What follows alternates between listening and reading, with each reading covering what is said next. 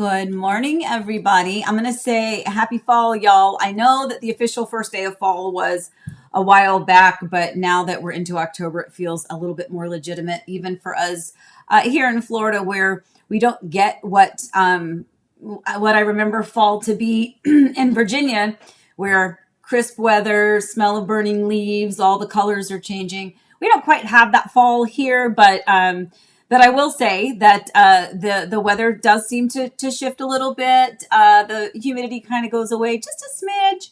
And again, because it's October, it feels a little bit more legitimate. So on that note, my mug of the day, I'm wipe off my lipstick, says pumpkin. This is, I don't even know where I got this, probably Kirkland's.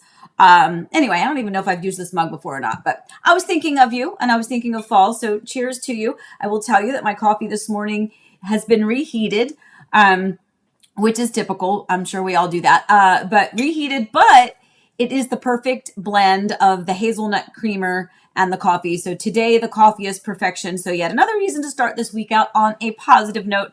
Thank you guys for hanging with us again this morning. We know you have lots of other probably more exciting and seriously more important things to do than to hang out with us for this little bit. But we do appreciate you kind of popping in and hanging with us for a little bit and chatting with us. Again, as always, if you have questions, if you can type in the chat bar or the comment bar, if you can put a capital Q with a colon, that just helps me kind of search them through. Because I'm constantly talking, it's kind of hard to talk, focus on what I'm saying, and read every single comment as they pop up. But if you do the Q, I can search it that way. So if you've got any questions, go ahead and start sending those in. And we're going to talk about some of our what's brewing things today. But before we do that, I do want to pop in and say, oh, wow, because there's a lot more people here than there was 2 seconds ago. Hold on. Let me go back. So Robert, yes, we're happy you are here. And Dr. Phillips, finally a Floridian. That's exciting. Hope you fared the storm pretty well. Vicky Mendoza, good morning. So Vicky, we need to chat a little bit later, find out what we're doing. You know what I'm talking about. Let's see, Danielle and Erica, of course, love you guys. Who else we got? Good morning, Horizon. Hello, Horizon West. We love that you guys join in too. This makes us super happy. Again, if you are interested in this area, follow them on Instagram because they have some nice little things that kind of, shows you what it's more, what's homey about this area. And just kind of gives you some inside scoop on what's kind of out there. Tawanda and Greg. Hey, Greg, good morning. I need to chat with you as well. Forrest, good morning, bud. Forrest had a training for the marathon and had an exceptional run over the weekend, I believe. So good job, Forrest. Eric, of course. Eric, hello, Eric. Hey, babe. Sydney, you are always here. Our diehard. You get like perfect attendance, I think. Sharon and Kennard, good morning, sir. How are you, Kennard? Baby Boo, we need more pictures of him, please. So text me those. Damon, good morning. We are all okay. We're going to actually talk about hurricane. That's part, obviously, of one of our What's Brewing topics today. Shrina and Jarrett, and I have... I say it wrong every time, but I love you. And then Allie, good morning. Allie is actually up. Susie Q, good morning. It was so nice chatting with you the other day. And of course, Rob and Gary and Lisa, I love it. Good morning to everyone. Okay, so obviously there's been some activity here in Florida. I'm sure everyone is aware. It is part of our What's Brewing. So kind of on that note, let's go ahead and start the What's Brewing because those are going to be a little bit more extended topics, I think, today. So we'll get right down into that.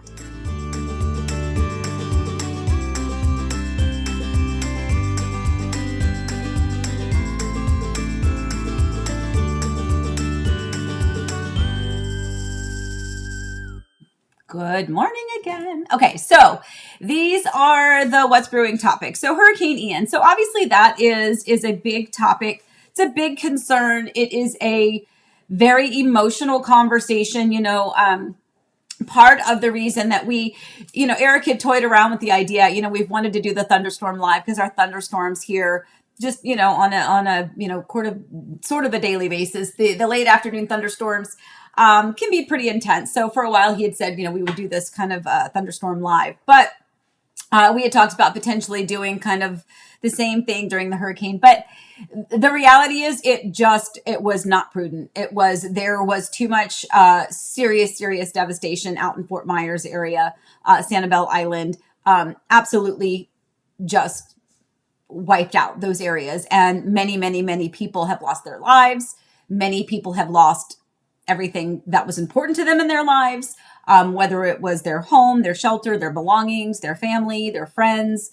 It was really pretty serious. So we certainly here in Orlando, and we're going to talking about the effects that we had, which were far less severe. We just didn't feel like it would be, it just wouldn't be the right thing to do. So at any rate, we did not do the Wednesday evening. Instead, we were kind of sitting around waiting. We personally never lost power, which is fantastic. When we had Hurricane Irma, which I think actually felt more intense, honestly, than Ian did for us. And every hurricane is different. And that's why it really is so important to listen. Those of us that are a little bit older, we've seen this, we've been through this, whether it's something that's affected our area or whether we're just, emotionally watching it and tied to the news, thinking about the people who are in the potential path or in harm's way. We kind of watch that, and you hear kind of the same thing, storm surge. You hear the same kind of, this is what could happen. The water could come like this, or this is how the windows and the wind can come like this. And, you start to get, you just hear it, just like anything, you start to get a little bit immune to it. Although it should always be taken seriously. And this is a perfect example as to why, we were prepped and ready. We had our supplies. I cleared out our dog closet. My office over here to the right is absolutely jam-packed with extra boxes of things that we kind of had stored in that closet. I pulled everything out, put our emergency radio in there, weather radio in there. We had some extra food, some extra water. Everything was prepped and ready in the event that we needed to take just shelter. And for us, the shelter seeking would have been potentially for the winds. Had there been any, exterior damage to the home, maybe a window blew in or something like that, that's when we would have to seek shelter. Or in most cases, it's that it spawns a tornado. And we get those weather alerts quite regularly. I'm sure we get them all over the place, but we get them immediately to our phone, that big shrieking alarm telling you to take shelter. None of those happened for us. So we're very, very grateful for that. We did have a leak in our window, the one that's over, I guess it's over there, the way you're looking at me. The window that's over to my left did have a leak. And it has some damage, I will say. It definitely needs to be looked at and have some attention by a qualified professional. But during the storm, as it was dripping, we hung up some plastic and some duct tape and some painter's tape and some towels and things like that, and just tried to do our best to rig it. Don't really know what the cause was, except that, and this is going to kind of lead me to a couple of other things when we talk about storm-related issues. And sometimes people talk about, the damage. And again, please understand the type of devastation that has happened to some people is there's no words. There's just heartfelt sympathy and support and whatever assistance we can provide them. But for the average person who is just dealing with even some of our thunderstorms that can get pretty windy and intense, some specific things that people are noticing, it's just kind of, I'm just going to throw out a couple of them because when you live in Florida, these are things that you need to know. So the first thing is the window. So for instance, I do not know yet because I need to have it inspected. I do not feel that there was anything wrong with the installation of the window. What I think from having seen this before is that when they build the home and, you're not expecting wind to come upwards and rain to come upwards. You're not expecting it to come sideways at it. Windows and sliding doors have what they call weep holes. They're these little slits, which, by the way, if you have those, make sure yours are not clogged up. That serves a purpose. If rain comes in through the window or through the frame, it's supposed to be able to ooze out. They're like tear ducts. But if it's coming so fast and furious, those tiny little slits are not going to let it drain fast enough. Just like when rain pools on the side of the road, it's because it's not coming at a steady enough pace where it can drain off steadily. It's coming too fast and furious, and it's trying, but it can't. It just starts to puddle up to pool. Same thing can happen with windows.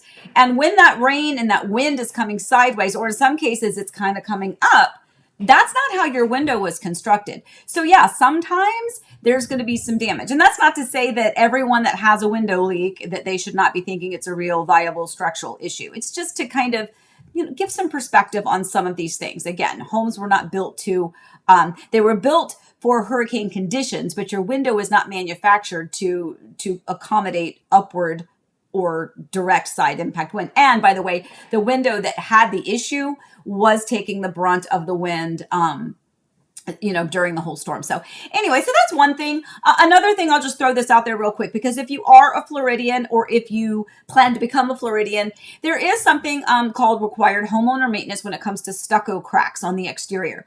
We've mentioned this before, just kind of briefly in a different kind of a concept, but now let's talk about it when it comes to storms.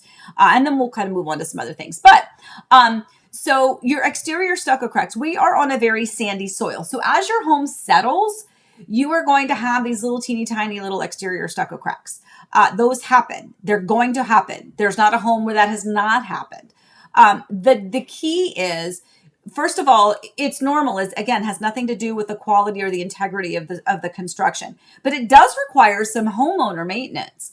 Usually with new construction, the builder will come and do that 1-year stucco crack fix and paint it. But then from then on, it's kind of, you need to be the one that's monitoring it.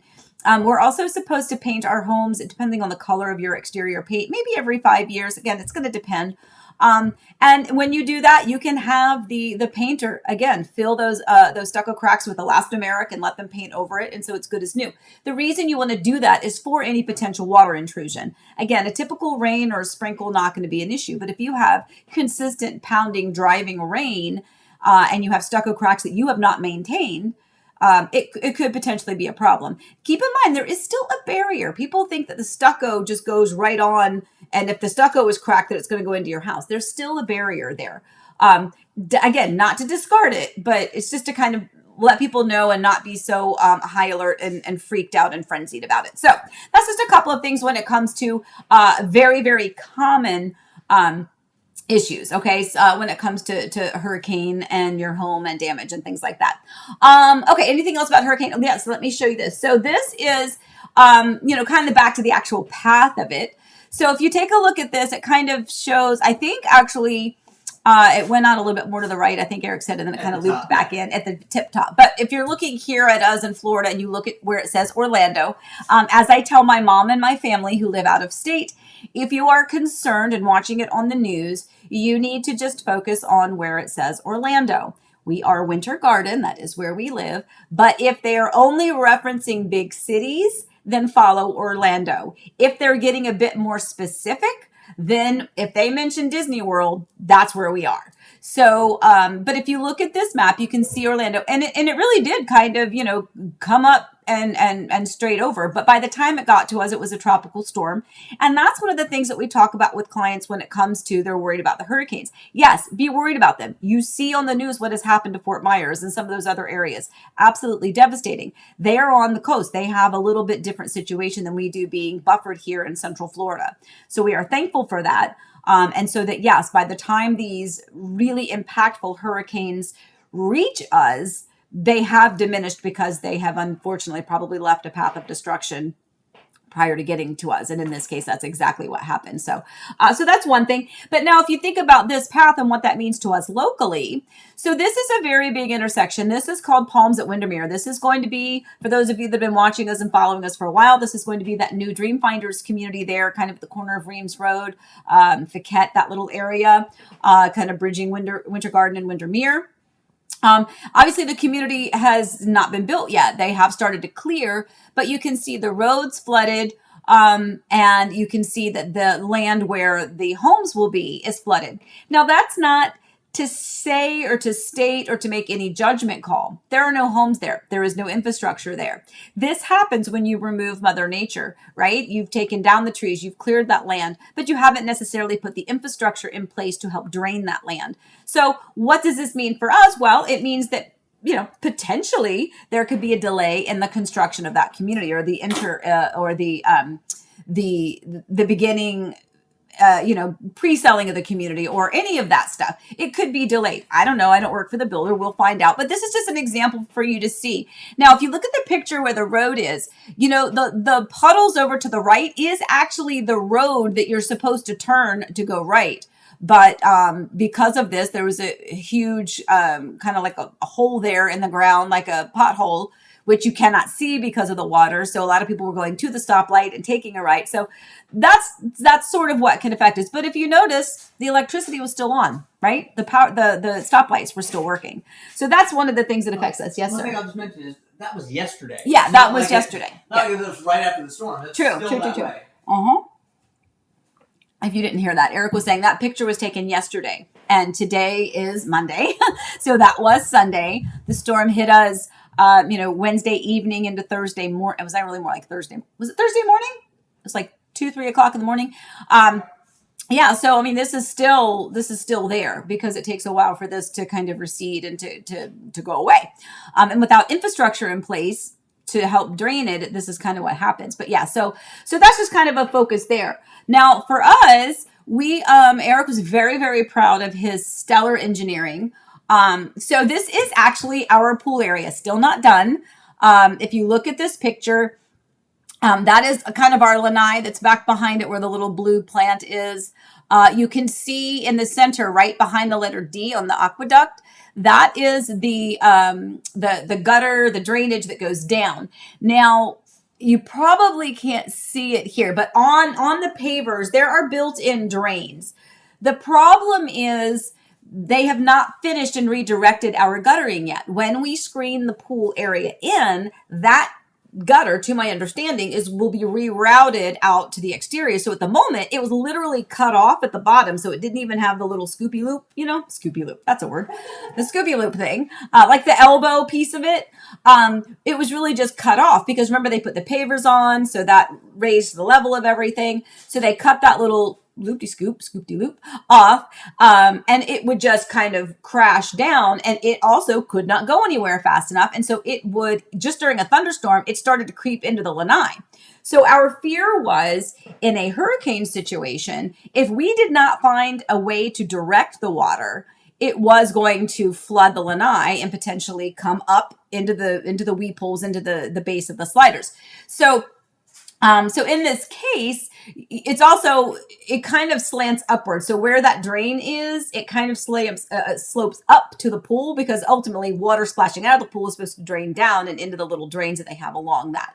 But again, when it's coming fast and furious, it's not quite ready for what we had to take hold of with all that water. Anyway, so we took some extra pavers, and with the help of our son-in-law Hong, who is was a stormwater engineer back in Virginia. Now he is a city engineer for the city of Winter Garden. They put together Winter Park. I'm sorry. Did I say Winter Garden? I sure did. Winter Park. Sorry, Hong. But they did a few different trial and errors of finding a way to direct the water to go into the pool. So anyway, so that was kind of a little thing on our end. That was kind of what we did.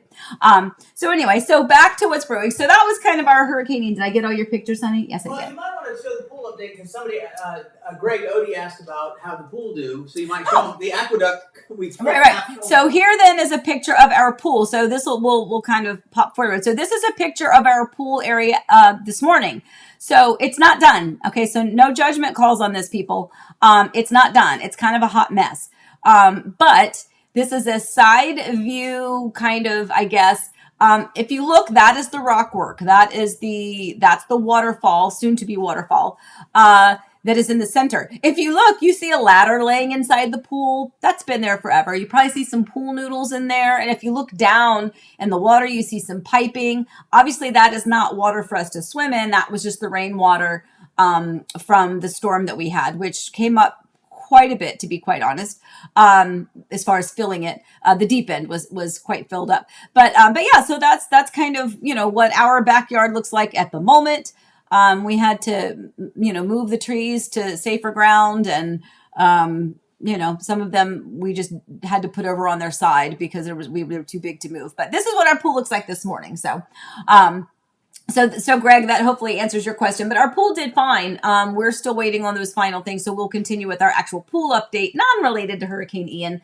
But yes, we are waiting for safety inspection. They have already measured for the screen. And the last we were told is that when they measure the screen, it should be 4 to 5 weeks from measure to installation, please. But obviously there's still some work to do. They need to drain the pool, clean out the pool of all that debris. Hopefully they like clean it. And then the stuff, safety inspection, I think, and a couple of things. Is that Gator water? Is that Gator water? You know what? It is frog water, my friend. It is not Gator water. But last night, okay, every single night we can hear the frogs like crazy. And I do not like frogs. I mean, I love them as a creature, but I do not like to be near them, and I don't want them no, thank you. And but there's frogs like every night. The one will pop up on the lanai, and so Eric will take the little net and he'll take it and he'll walk it across the street to the pond and put it out there. So we're taking care of them humanely. I just don't want them in my pool area. Hence the reason for absolutely no questions about getting it screened in. But last night there was one. It was so loud, like so incredibly loud, and it was pitch black dark, and I had to let the dogs out. So I opened up the door. And I think as soon as the frog heard me or something, it stopped. But man, it was loud. So anyway, okay. So now on to the second topic, which is my kids' closing. We saw this picture. I think we did this one last Monday. But this is my daughter, Alyssa, and her husband, Hong. And the third gentleman in the blue shirt is Brandon. And he is, I think I told you before, he is absolutely the best builder I've ever worked with. And I've worked with him many, many, many, many times. And every single time it is truly a joy. He just makes you smile and laugh. And candidly, more people need to have people like Brandon. As a builder or as a person that can do the communication to the clients, and he's just outstanding. He really, really is. So Brandon, can't wait to work with you again, my friend. He works for D.R. Horton out in the Waterley community. And again, this is their new home. So just as a point of reference, so they closed on their home on Monday morning. So they closed Monday morning, and remember we did our coffee time, and then I had to scoot out and Eric finished because we went to their closing. Closing happened fine, not a problem. We had the crazy rush of, okay, the hurricane is coming. We need to prepare for that. But they just closed on a home that's now going to be their liability and their responsibility. Oh no, pods are being delivered. Okay, we need to reschedule, get the pod to get emptied out and picked up because we don't want an empty pod sitting there in front of their home if this hurricane is coming to blow the pod over. I mean, again, at this point, we didn't know. So we're just like everyone else, scrambling to make whatever preparations we might need to, at the same time moving them in because other things were scheduled. So I will say the move-in went pretty well. Their biggest issue is that particular phase in the community will not have internet until the middle of this month.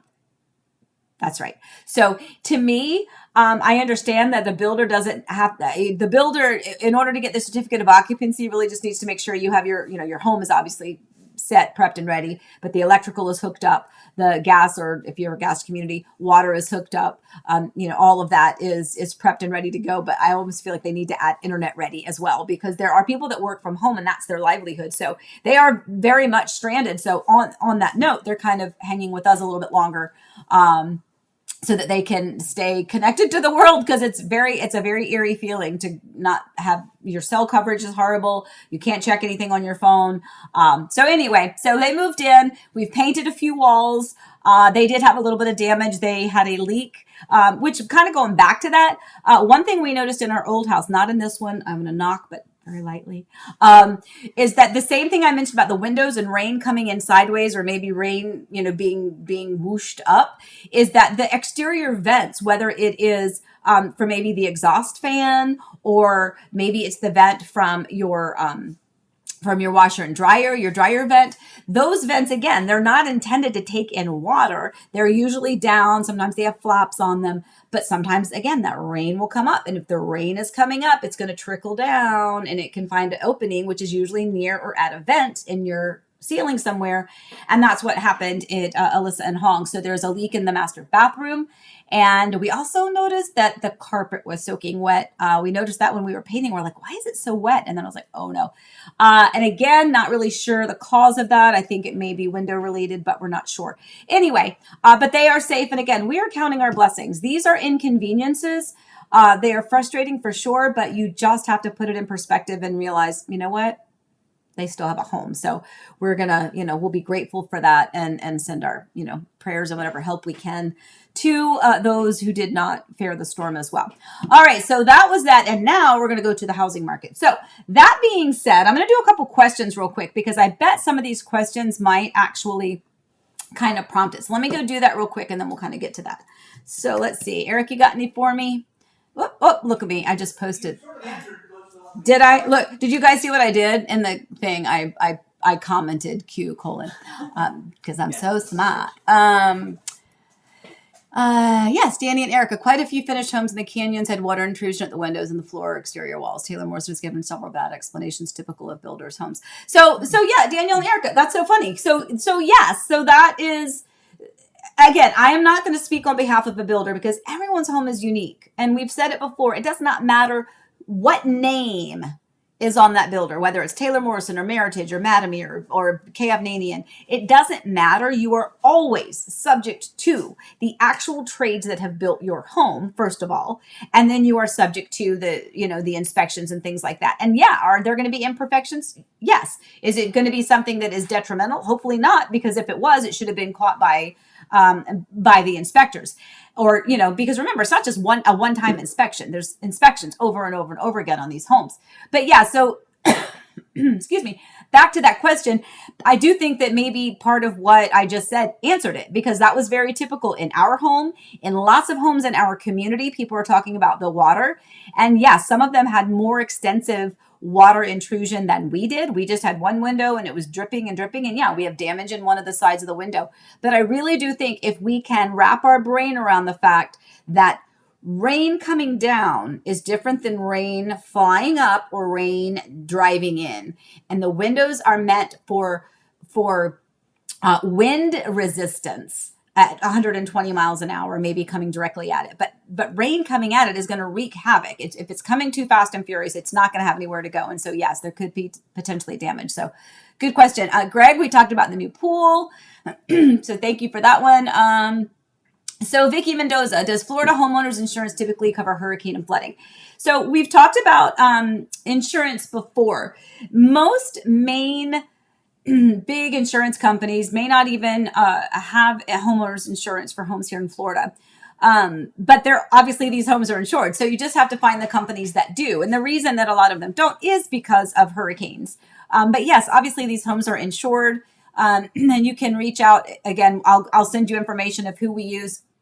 If it's new construction, a lot of the times the builder will price that for you and get that squared away. And then you just have to approve it. And then you've got your homeowner's insurance.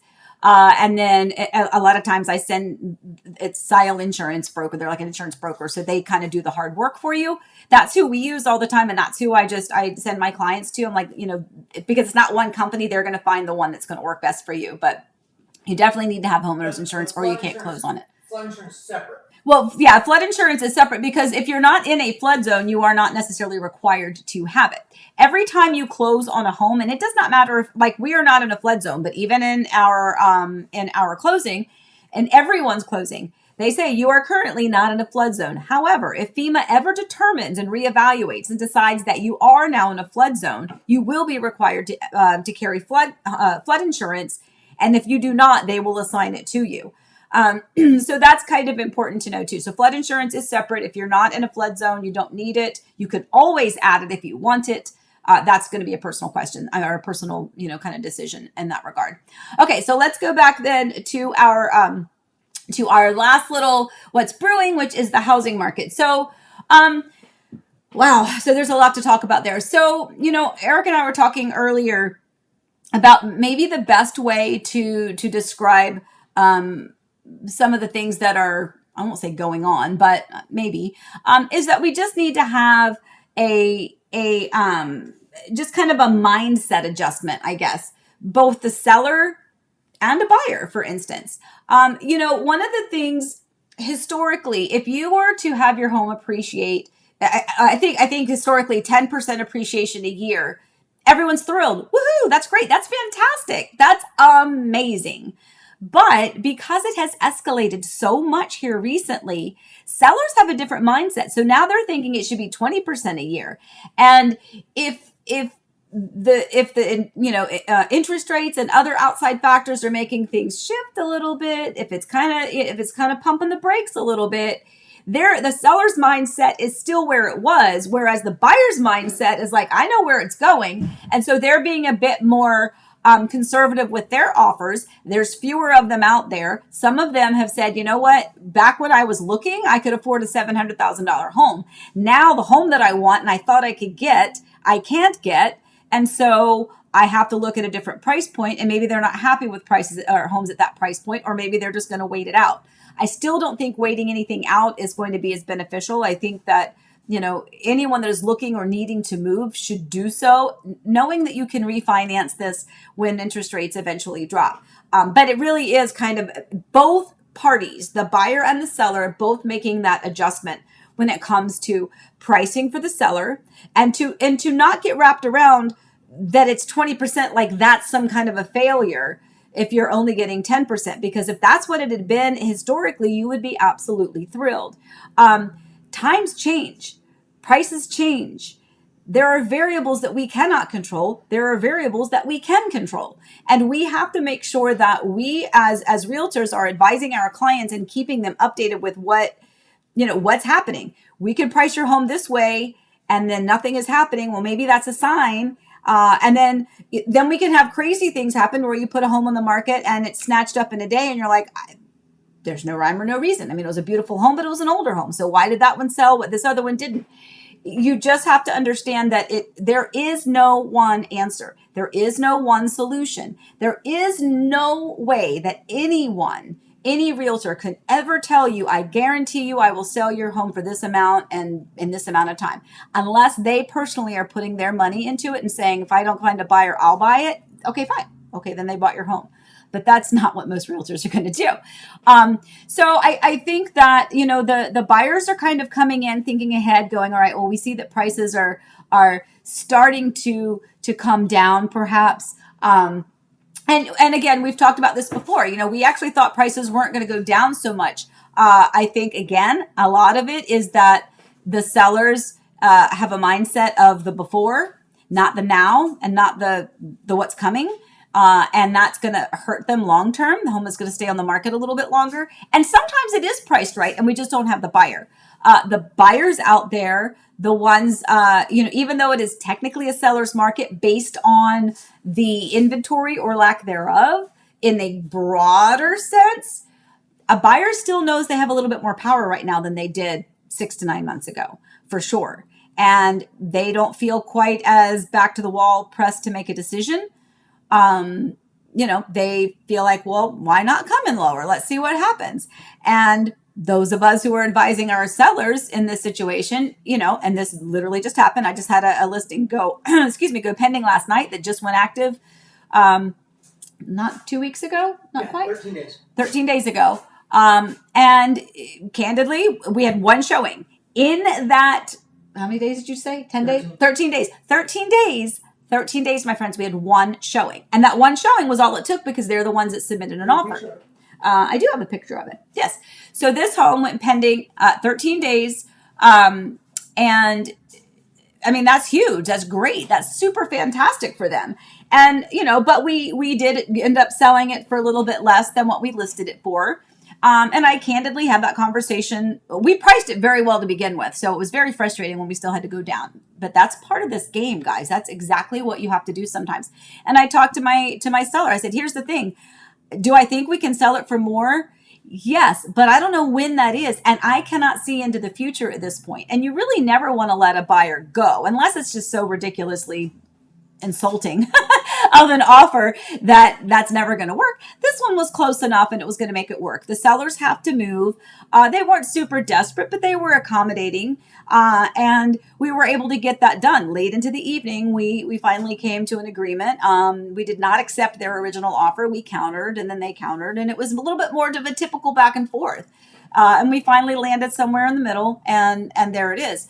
But we did have the conversation of, I would hate to let this buyer go, and then 60 days from now, interest rates have gone up again, and we still don't have a buyer. And, so you just kind of have to make those decisions. And my goodness, everybody's is different. So there's not one rule of thumb. You have to think specifically, client to client, situation to situation, and kind of make the best judgment call you can based on the information that you have. And if you don't have the information, find it and then use that to make your decision, right? That's what most of us need to do anyway. It's what we wish the world would do. Okay, so let me see if there's any more questions in here. Rob, I saw reports that people were saying they could, sorry, I forgot I can do this. I saw reports that people were saying they could not rebuild in their flooded areas, but we're going to buy new homes in Florida and other areas. Are you prepared for that? Yeah. Well, I'm prepared. Woohoo! Come on, call me. But it's whether or not again, if it's new construction, again, that's not the only type of home there is out there, but that is what's very rampant. It's a little bit more plentiful, or has the potential to be more plentiful here. We do not know what resale sellers are out there that are going to want to sell. You are always beholden to what homes are in the market at that time, which is why I tell buyers who are looking to move within a specific amount of time, like maybe they're not looking for another 3, 4, 5 months. I tell them, you know what, we don't know what's going to be on the market in 4 or 5 months. When you're closer to really wanting to buy it and close on it, it might behoove us to look now, because the perfect opportunity might present itself now. And maybe you lock in, maybe we can come to some type of an agreement. We close a little bit later, or we close now when we do a lease back or a post occupancy agreement, things like that. But I'm prepared for it, Rob. I mean, we have a lot of potential opportunity out here in this area. So I'm ready for it. As long as the buyers can be patient as well, and, know that it may take a little bit longer than normal. Okay. And Disney Girl CT, are builders included in the seller category? Yes. Do you expect new builds to come down in price in addition to their incentives? So we've talked about this before a little bit. So here's my thought process. Knowing what I know about builders, and obviously I don't know everything, and I don't work for them, I don't represent them, but I do know and have had many conversations with them, that typically it's not that the price. So if you look for building a home, you're going to have a base price on there. What we have seen over this past year or so is that base price is here. They sell 5 homes, it goes to here. They sell 5 more, it goes to here. They sell 5 more, it goes to here. They sell 5 more, it goes to here. And then all of a sudden, by the time your home that you contracted on a gazillion months ago is completed, that exact same home still selling new in the community has a base price that's, $20,000, $30,000 more than yours was. And a perfect example of this is a home in Lakeside at Hamlin. This home is not closed yet. This home is Anna Maria with a bonus, or is it? Yeah, it's Anna or in Arlington. Yeah. It's Anna Maria with a bonus and a pool, because the sellers were building this home for themselves with a pool. That home cost them many moon ago, when they purchased it, when they built it or started the build process and contracted, it was $550,000 with a pool. Okay, that's nowhere near what it would sell for right now. So that's kind of what we're talking about with, that crazy escalation. So in answer to your question, what I think is going to happen is you're not going to see that crazy escalation. What you're going to see is a base price remaining a base price for a longer period of time. And that will help offset some of that. Doesn't mean that it won't ever go up. The builders are still going to tell you that those, their rates or their prices is subject to change, and they will. Their incentives change all the time, and that doesn't matter what kind of a market is. It always changes. They can be more generous. They can be more stingy. Back when it was a cuckoo crazy seller's market, they were offering you nothing. It was almost like you were offering them something. Please let me buy it. I'll give you this child over here. Now the builder's like, please come. I just saw one that they're going to offer a golf cart. You buy a home with them, they're giving you a golf cart. I'm like, okay, now we're like, cranking up the incentives. So the incentives are going to fluctuate all the time, and that happens regardless of the market. That is a yearly, quarterly, fiscal, subject to investors type of a situation. That's always going to change. I think what we're going to see not escalate is the base pricing of these homes, and I think that is going to be probably the biggest thing that you notice. So that was a good question. Let's see if any more popped up, and if they didn't, we're going to move on to the next thing. Okay, don't forget, if you do have a question, put Q with a colon mark. Okay, cool. All right, so let's move on to something else. Yes, Mr. Electric will be here soon. Mr. Electric will be here soon. Okay, so cool. Oh, okay. Yeah. All right, so we'll go faster through this, and we'll wrap up, because if Mr. Electric comes to our house to fix our electrical issue, then we'll have to shut it all down. So it's happening right where you're sitting. Because it is. It's my office is actually the one without power. We ran extension cords. Okay. All right. So let me go on then to our Zillow Gone Wild. Let's do that one. That'll be fun.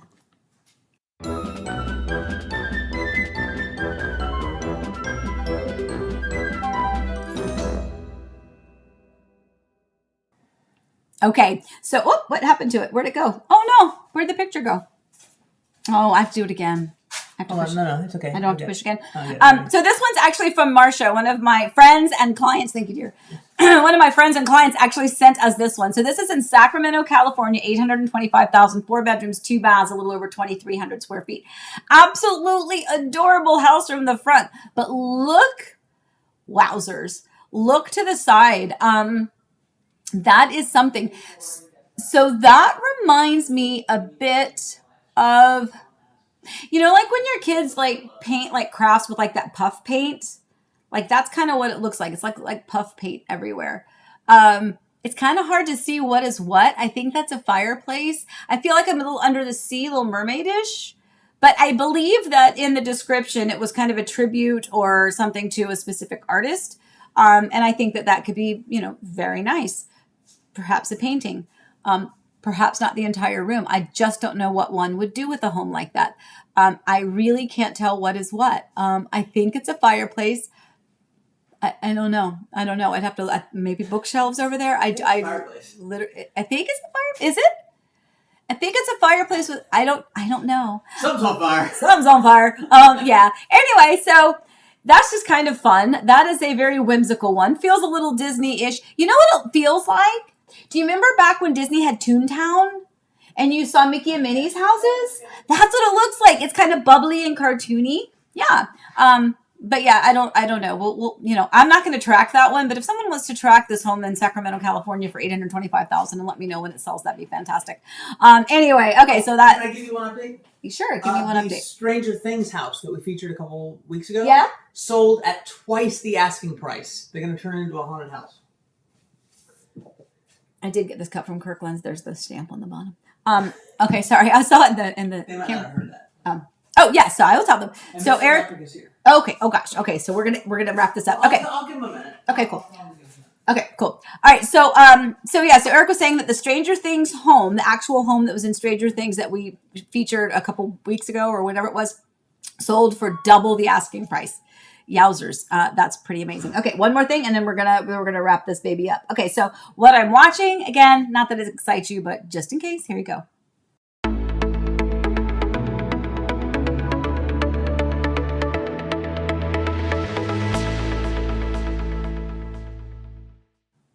Okay, so this is my new one. I'm watching The Empress. I finished 2 episodes, 2 or 3.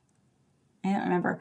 Because I'm still kind of tag teaming a little bit with The Walking Dead. I'm trying to get caught up to my daughter and son-in-law so that we can all be at the same place and then continue on with the last season that I guess is going to be released at some point. Anyway, but now I'm watching The Empress. It's a 6 episode series. Actually, I really like it. I kind of like period pieces. I find them beautiful and amazing. And more than anything, I'm like, I would not have survived in that era because I can't stand anything tight on me, and to watch these people in the corsets, I'm like, it would be over. There's no way I could ever be comfortable in something like that. But I also am like, wow, it's absolutely gorgeous. And they said that they never wear the same pair of shoes twice. I'm like, that's just wasteful. But in fact, I believe that was her comment, was that that's wasteful. But at any rate, so if you don't have anything else to watch, if this is something that looks like it might be along your interest line, The Empress is a good one, at least so far. I can't wait to see how it ends, but hopefully I will have finished this by our next Monday coffee time. And on that note, my friends, I am going to have to scoot because we do have an electrician here at our house. We do need electricity back in that section of our home. I do not believe it was related to the window issue over here because it happened afterwards, but we are going to find out here shortly. All right, guys. So as always, let me find my little wrap up. As always, we really do appreciate you joining us. Seriously, from the bottom of my heart, thank you, thank you, thank you. So please stay safe, stay well. More important now than ever. Remember, we love you, and happy house hunting. Bye, guys. See you soon.